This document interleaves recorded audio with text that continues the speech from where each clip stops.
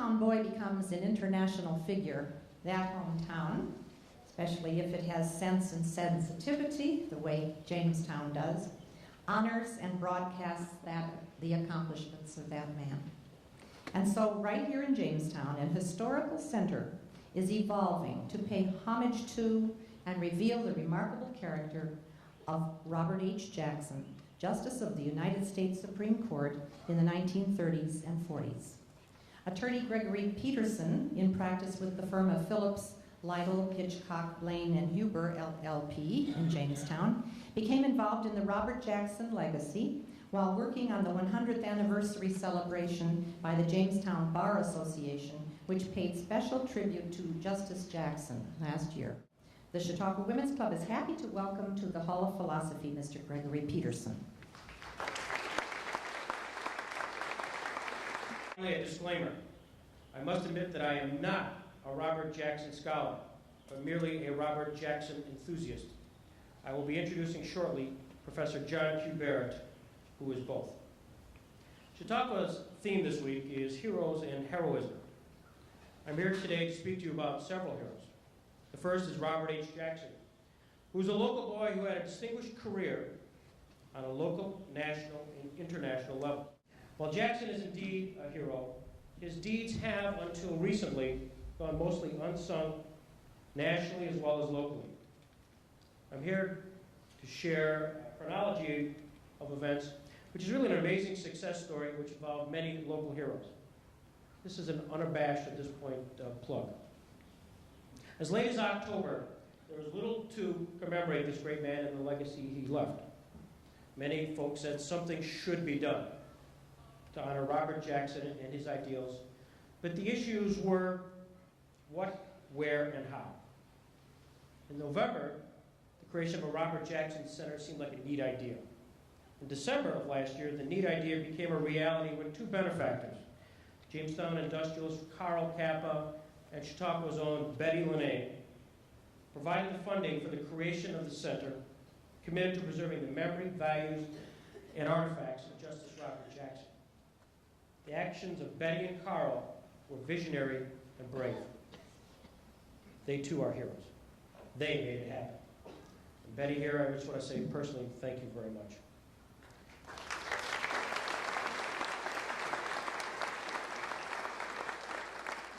In January, this vision gained flight when Dr. Bratton similarly caught the spirit and he became the first executive director of the Robert Jackson Center. This was merely 6 weeks prior to his diagnosis of cancer. In a very short period of time, from December of 2000 through March of 2001, the Jackson Center emerged from a concept, searched for a facility, purchased a facility, incorporated, established a governing board, raised initial monies, hired Dr. Bratton, and held a symposium with the Bar Association, bringing back the only biographer of Robert Jackson. This warp speed activity was a result of many heroes. I'd like to identify those who have become part of the board of the center and who are my heroes.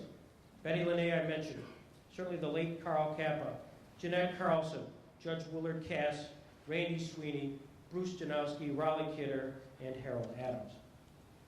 But now let me pause to pay appropriate respect for Dr. Bratton and his legacy at this Robert Jackson Center. You know of his work at Chautauqua. Less known is his work at the Robert Jackson Center. It all started in January when Dan and I had lunch one day, and if you may not know me, but you certainly knew Dan, we talked baseball. That led to a discussion through the lunch period about what was going on at this proposed Robert Jackson Center. And I wondered whether he might be interested. He was very candid with me. He stated that he had said no to a lot of opportunities while he was winding down here at Chautauqua and was looking forward to retiring and moving to Arizona at the end of the year. Nevertheless, I prevailed upon him to stop at the site which was proposed to be purchased. The good news, he did not say no. On January 24th, Carl, Betty, Harold, and others that I've mentioned gathered at the proposed facility, talked about the vision, and many positive words were spoken. Dan was intrigued. Not only did he become interested verbally, but he committed to writing what he thought he could do for the Robert Jackson Center, insofar as providing a strategic plan, a mission statement, initial programming, and development of an organizational structure. That was the Dan of Chautauqua Institution. I could sense the juices flowing, and it flow they did. For on February 16th, Dan went to Washington. And there he met up with Justice O'Connor. And as he told me 2 days later, the scene was something like this. Justice O'Connor asked Dan, "What are you doing?" "I'm retired." "I know that. What are you doing?" He said, "Well, this crazy lawyer, Greg Peterson's got me involved in this Robert Jackson project." She asked him, "Tell me more." He then kind of spewed off the top of his head what a vision might be of this Robert Jackson Center. She reached under her desk, handed him a pad and said, "Here's what we're going to do for your project at Jamestown," and proceeded to outline. You can just visualize Dan Bratton, president of Chautauqua Institution for 16 years, acting as a secretary for Justice O'Connor. I love the view. Immediately what happened was an invitation went out to Chief Justice William Rehnquist. Part of the synchronicity of this project is he was a confidential law clerk for Justice Jackson. His invitation has been extended, and I hope to announce something pretty soon. She then got on the phone and called the Library of Congress and said, "I wondered if you folks could make a time available this morning for Dr. Bratton regarding the Library of Congress, something I'd like to see you folks get involved in Jamestown." She then got on the phone and called the Supreme Court Historical Society. This is Justice O'Connor taking her time doing this. And all of a sudden, doors open for an afternoon appointment. Long story short, after all of this happened, and Dan described it in great detail, he was aflutter. He wrote all these copious notes as to how we could take advantage of it.